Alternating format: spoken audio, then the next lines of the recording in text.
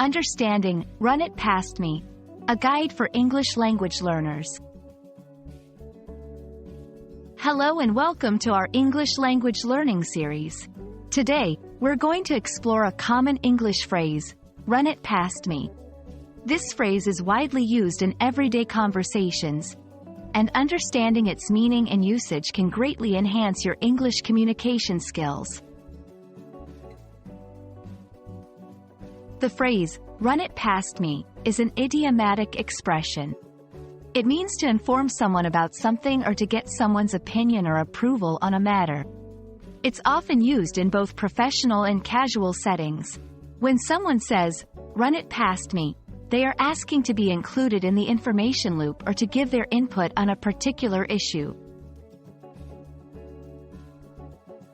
Let's look at how this phrase is used in different contexts. In the workplace, before you finalize the report, can you run it past me? I'd like to review the figures. In personal conversations, I'm thinking about changing my hairstyle. I'll run some ideas past you later. In academic settings, I have drafted my thesis statement. I'll run it past my advisor tomorrow. There are several variations of this phrase that carry the same or similar meanings. For example, run it by me. This is a common alternative to run it past me. Bounce it off me. This phrase is more informal and implies not just sharing information but seeking creative input or brainstorming. When learning this phrase, be mindful of these common mistakes. Do not confuse it with literal running.